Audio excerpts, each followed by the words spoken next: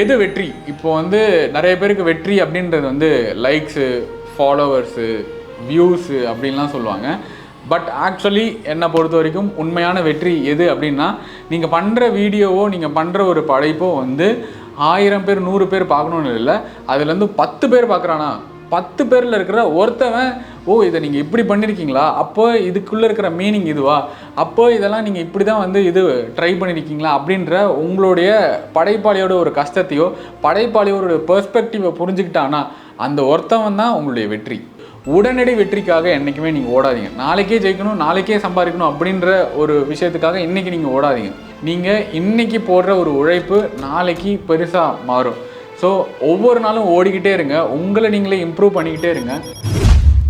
அனைவருக்கும் வணக்கம். நிறைய பேர் வந்து ரெக்வஸ்ட்டாக கேட்ட ஒரு விஷயம், நான் வந்து ஒரு படைப்பாளியாக மாறணும், அப்போ நான் என்ன பண்ணலாம் அப்படின்னு சொல்லி நிறைய பேர் வந்து கேட்டிருந்தீங்க. உங்களுக்காக ரொம்ப சிம்பிளாக நான் எக்ஸ்பிளைன் பண்ணுறேன். நான் பார்த்த விஷயங்கள், நான் படித்த விஷயங்கள், என்னுடைய அனுபவத்தை வச்சு நான் ஒரு விஷயம் சொல்கிறேன். ஒரு படைப்பாளியாக இருக்கணும்னா நீங்கள் ஒரு விஷயம் வந்து நான் முத்துக்குமார் சார்ட்ட வந்து ஸ்டார்ட் பண்ணுறேன். அவர் வந்து பர்சனலி ஒரு எக்ஸாம்பிள் சொல்லியிருப்பார். சின்ன வயசில் தன்னுடைய ஸ்கூலில் வந்து சந்தை அப்படின்ற தலைப்பில் வந்து ஒரு கட்டுரையோ ஒரு சிறுகதையோ எழுதிட்டு வர சொல்லியிருப்பாங்க. ஸோ வீட்டுக்கு வந்துட்டு அவர் வந்து ஒரு விஷயம் கட்டுரையில் எழுதியிருப்பார். எழுதி முடிச்சுட்டு அதை அப்பா கிட்டே போய் காட்டுறாரு. அப்பா அப்படியே அதை பார்த்துட்டு அவர் மூஞ்சியை பார்க்குறாரு, மறுபடியும் அந்த பேப்பரை பார்க்குறாரு. சரி ஓகேப்பான்னு சொல்லிவிட்டு அதை கொடுத்துட்றாரு. கொடுத்துட்டு அடுத்த நாள் காலையில் 4:30 மணிக்கே அலாரம் வச்சு நான் முத்துக்குமாரை எழுப்பி தன்னுடைய சைக்கிளில் நான் முத்துக்குமாரை உட்கார வச்சு அப்பா கூப்பிட்டு போகிறாரு. காஞ்சிபுரம் ராஜாஜி மார்க்கெட்டுக்கு வந்து கூப்பிட்டு போகிறாங்க. மார்க்கெட்டுக்கு உள்ளே போய் பார்த்துட்டு வா முத்து அப்படின்னு சொல்லிட்டு அப்பா வந்து அனுப்புகிறாரு. இவரும் உள்ளே போகிறாரு. அப்போ தான் வந்து அந்த மார்க்கெட்டுக்குள்ளே இருக்கிற அந்த குண்டு பல்பு, கத்திரிக்காய் வந்து சிந்தியபடி பல கடைகளில் இருக்குது, வாழை இலை லோடாக இறங்குது, அதை பக்கத்துலேயே வந்து ஒரு மாடு சாப்பிடுது அப்படின்னு சொல்லி நிறைய விஷயங்கள் காட்சி ரீதியாக நிறைய புதுசாக அவர் பார்க்குறாரு. அதை பார்க்குறப்பெல்லாம் அவருக்கு வந்து ஒரு புது அனுபவம் கிடைக்குது. அதுக்கப்புறமா வந்துட்டு அவர் நேற்று நாமுத்துக்குமார் வந்து காட்டினார்ல, அந்த எழுதின அந்த பேப்பரை வந்து மறுபடியும் காட்டுறாரு. நீ ஒரு விஷயம் எழுதியிருக்கல்ல மார்க்கெட்டை பற்றி, அதில் இந்த மார்க்கெட் இருக்கா அப்படின்னு சொல்லி கேட்குறாங்க. இது எதுவுமே இல்லை. அப்போ அந்த பேப்பரை கிழிச்சு போடு அப்படின்னு சொல்லிட்டு கிழிச்சு போட்டு இப்போ மார்க்கெட்டை பற்றி நீ எழுது அப்படின்னு சொல்லிட்டு அப்புறமா வந்து மார்க்கெட்டை பற்றி அவர் வந்து அந்த சிறுகதையும் கட்டுரையும் எழுதினாரா. ரொம்ப வித்தியாசமான ஒரு அணுகுமுறை இருந்தது. அதுக்கப்புறம் அவங்க அப்பா என்ன பண்ணார், ஒரு நாள் பஸ் ஸ்டாண்டு, ஒரு நாள் மருத்துவமனை, ஒரு நாள் ரயில்வே ஸ்டேஷன் சொல்லிட்டு லைவாக போய் எக்ஸ்பீரியன்ஸ் பண்ணு, அதை அப்சர்வ் பண்ணு, அங்கே என்னென்னலாம் நடக்குது. ஒரு படைப்பாளிக்கு வந்து முன்ன 2 கண் இருக்கும், பின்ன 2 கண் இருக்கணும், 24 மணி நேரமும் ஏதாவது யோசிச்சுக்கிட்டே இருக்கணும், அவன் வந்து ஒரு சிந்தனைக்குள்ளே உட்படுத்திக்கிட்டே இருக்கணும் அப்படின்னு சொல்லி நாமுத்துக்குமார் வந்து சொல்லுவார். இந்த அனுபவம்லாம் வந்து புதுசாக ஒரு விஷயத்தை வந்து அவனை எழுத வைக்கும், புதுசாக வந்து அவனை சிந்திக்க வைக்கும். இது வந்து நாமுத்துக்குமார் சாருடைய பாயிண்ட் ஆஃப் வியூலேருந்து நான் சொல்கிறேன். நீங்கள் வந்து ஒரு விஷயத்தை அனுபவத்தோடு எழுதுகிறப்ப அதில் வந்து ஒரு யதார்த்தம் கிடைக்கும். உங்களுடைய வே ஆஃப் ரைட்டிங்கே வந்து ரொம்ப சிம்பிளிஃபைடாக இருக்கும். ஓகே, இதை நம்ம பார்த்தோம், இதை ஏற்ற மாதிரி நம்ம வந்து அதை காட்சி அமைப்போம், இதுக்கேற்ற மாதிரி நம்ம எழுதுவோம், இதுக்கேற்ற மாதிரி நம்ம பிக்சரைஸ் பண்ணுவோம் அப்படின்னு சொல்லிட்டு உங்களுடைய சிந்தனை அதுக்கேற்ற மாதிரி யோசிக்க ஆரம்பிக்கும். படிப்பை வந்து 2ஆக பிரிக்கலாம். சில பேருக்கு வந்து புக் நாலேஜ் நல்லா இருக்கும், நிறைய புக்கு படிப்பாங்க, அதுலேருந்து அக்வயர் பண்ணுற நாலேஜ் வந்து நிறைய பேருக்கு ஷேர் பண்ணுவாங்க. இன்னொரு பக்கம் வந்து இந்த அனுபவம், கண்ணதாசன் சாருமே நான் இந்த எக்ஸாம்பிள் வச்சுக்கிறேன். அனுபவம் சொல்லித்தர ஒரு பாடம் இருக்கு இல்லையா, அது ரொம்ப பெருசு. இப்போ வந்து தீ சுடுன்னா நம்ம கேட்க மாட்டோம், அந்த இடத்துல போய் கையை வச்சுட்டு வெளியே வந்ததுக்கப்புறம் தான் சுடுது இனிமேல் நம்ம கை வைக்க மாட்டோம்னு இல்லை. அந்த மாதிரி அந்த அனுபவத்துலேருந்து நம்ம எழுதுகிறப்ப அதோடைய விஷயம் வந்து ரொம்ப வித்தியாசமாக இருக்கும். ஸோ எனக்கு வந்து புக்கு படிக்க வரலன்னு நீங்கள் ஃபீல் பண்ண வேணாம். நீங்கள் உங்கள் அனுபவத்தை வச்சே வந்து எழுதலாம், வரையலாம், படம் எடுக்கலாம், என்ன வேணால் அதுலேருந்து எக்ஸ்ப்ளோர் பண்ணலாம். ஒரு படைப்பாளியின் மனம் எப்படி இருக்கும்? அலைபாயும் நினைவுகள் கற்பனையில் மலரும், கை நழுவும் சித்திரங்கள் சிந்தனையில் பசுமையாகும். கண்முன்னே காணும் உலகம் வேறு, கற்பனையில் காணும் உலகம் வேறு. எழுத்துக்கள் கூர்மையாகும், மொழி அவனை கட்டி அணைக்கும். இப்போ நீங்கள் வந்து ஒரு படைப்பாளியாக இருக்கிறப்ப புதிய சிந்தனைகளை வரவிடுங்க. புதிய சிந்தனைகள்னால் தனிப்பட்ட எண்ணங்கள், தனிப்பட்ட கருத்துக்கள், உங்களுடைய நிறைய பேருடைய கதைகள் நீங்கள் கேட்பீங்க. அதுக்கப்புறம் வந்து அதை புதிய அணுகுமுறையில் வந்து செய்யுங்க. இது வரைக்கும் ஒரு 100 கதை நீங்கள் எழுதிருக்கீங்கன்னா அந்த 101வது கதை வந்து வித்தியாசமாக, இது வரைக்கும் நம்ம எழுதாத ஒரு கதையாக, எழுதாத ஒரு பெர்ஸ்பெக்டிவில், எழுதாத ஒரு சிந்தனையோடு நீங்கள் ட்ரை பண்ணி பாருங்கள். பல மௌன இரவுகள் நிழல்களை கொண்டு வரும், நிழல்களின் ஆடம்பரம் உங்களை கற்பனை உலகில் தள்ளும். மெல்லிய தென்றல் வீசும், உங்களின் படைப்புகள் உங்களிடமே பேசும். நீங்கள் நிறைய பேர் ஃபீல் பண்ணியிருப்பீங்களான்னு தெரில. ஒரு விஷயம் நீங்கள் வந்து ஃபோட்டோவாக எடுக்கிறீங்களோ, வீடியோவாக பண்ணுறீங்களோ, படமாக பண்ணுறீங்களோ, எழுத்தாக எழுதுறீங்களோ, வரைகிறீங்களோ, அந்த விஷயம் வந்து உங்கள்கிட்ட ஏதோ பேசுகிற மாதிரி இருக்கும், உங்களுக்கும் அதுக்கும் ஒரு பர்சனல் பாண்டிங் க்ரியேட் ஆகும். ஸோ அது வந்து என்னென்னா அது உங்களுக்குள்ளே இருக்கிற ஒரு ரிலேஷன்ஷிப், அந்த படைப்புக்கும் உங்களுக்கும் ஒரு தனி ரிலேஷன்ஷிப் உண்டாகும்.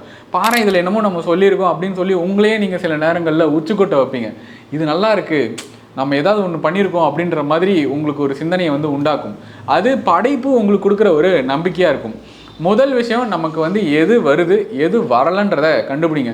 நான் இதில் தான் திறமையாக இருக்கேன், எனக்கு இதுதான் வருது, எனக்கு இதுதான் பிடிக்குதுன்றத ஐடென்டிஃபை பண்ணி ஆரம்பிச்சிட்டிங்கன்னா, அடுத்த விஷயம் அதை வந்து நீங்கள் அப்டேட் பண்ண ஆரம்பிங்க. நீங்கள் மேபி ஒரு விஜேவாக இருக்கலாம், ஆர்ஜேவாக இருக்கலாம், எடிட்டராக இருக்கலாம், கேமராமேனாக இருக்கலாம், ஒரு லிரிசிஸ்டாக இருக்கலாம். ஸோ எவ்ரி 6 months நீங்கள் என்ன பண்ணுங்கள், ஒரு டைம் பிரேக் எடுங்க. ஒரு 6 மாதம் நீங்கள் தொடர்ந்து ஒரு வேலையில் இருக்கீங்க, அடுத்து ஒரு பிரேக் எடுங்க. இது வரைக்கும் நம்ம பண்ணதெல்லாம் விட்டுட்டு ஃப்ரெஷ்ஷாக ஒரு ட்ராவல் பண்ணுங்கள், ஒரு பெரிய பிரேக் எடுங்க, நிறைய விஷயங்களுக்கு வந்து ஃபுல் ஸ்டாப் வைங்க. சரி, இனிமேல் நம்ம பண்ணுறப்ப இந்த விஷயங்களெல்லாம் காம்ப்ரமைஸ் பண்ணாமல் நமக்கு தோன்ற விஷயங்களை வச்சு நம்ம என்னெல்லாம் பண்ணலாம் அப்படின்றத நீங்களாக யோசிங்க. எவ்ரி 6 months நீங்கள் இப்படி அப்டேட் பண்ணுறப்ப ஓகே, நம்ம புதுசாக ஒரு விஷயம் பண்ணுறோம், புதுசாக ஒரு விஷயத்தை அணுகுறோம், எப்பயுமே அரைச்சமாகவே அரைக்கிறத தாண்டி நமக்கு ஏதோ ஒரு விஷயம் வருது அப்படின்றத நீங்கள் ஃபீல் பண்ண ஆரம்பிப்பீங்க. இதுக்குமே நான் உங்களுக்கு வந்து வாலி சாரே ஒரு எக்ஸாம்பிளாக சொல்கிறேன். வாலி சார் வந்து என்ன பண்ணுவாங்கன்னா, நிறைய பாடல்கள் கேட்பாங்க, ஹிந்தி, இங்கிலீஷ், தமிழில் வர பாடல்களே புதுசாக வர லிரிசிஸ்ட் என்ன எழுதியிருக்காங்கன்னு சொல்லி. ஸோ அதுக்கேற்ற மாதிரி தன்னை வந்து அப்டேட் பண்ணிக்க ஆரம்பிப்பாராம். ஓகே, இவங்க என்ன மாதிரியான வார்த்தை ஜாலங்கள் வைக்கிறாங்க, என்ன மாதிரியான எழுத்துக்கள் வைக்கிறாங்க அப்படின்றதெல்லாம் கேட்பாங்க. ரொம்ப பிடித்த வரிகளையும் ரொம்ப பிடித்த பாடல்களையும் அவரே கேட்டு பாராட்டுவார்.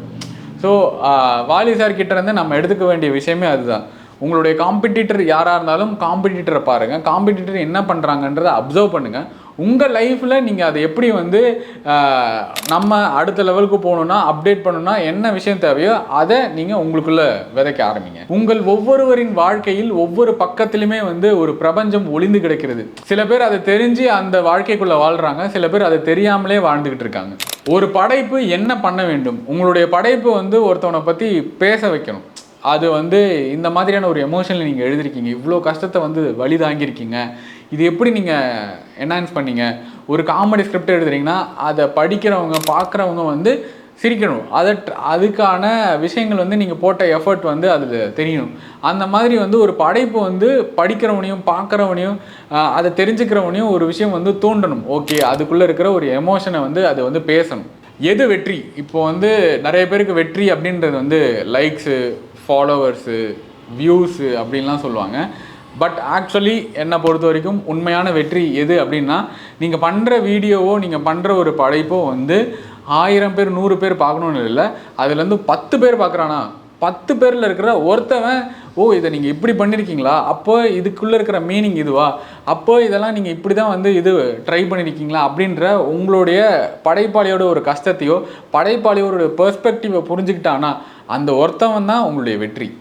ப்ராக்டிக்கலி ஸ்பீக்கிங், வியூஸு, ஃபாலோவர்ஸு இந்த விஷயம்லாம் வந்து இன்றைக்கி இல்லைனாலும் நாளைக்கு வரும். அதை நினச்சி நீங்கள் வந்து என்றைக்கும் கவலைப்படாதீங்க. உங்களுடைய ப்ராடக்டில் நீங்கள் என்ன பெஸ்ட்டாக கொடுக்க முடியும் அப்படின்றத ஃபோக்கஸ் பண்ணுங்கள். உங்கள் வாழ்வு சொல்லும் நீங்கள் யார் என்று, உங்கள் படைப்பு சொல்லும் நீங்கள் யார் என்று.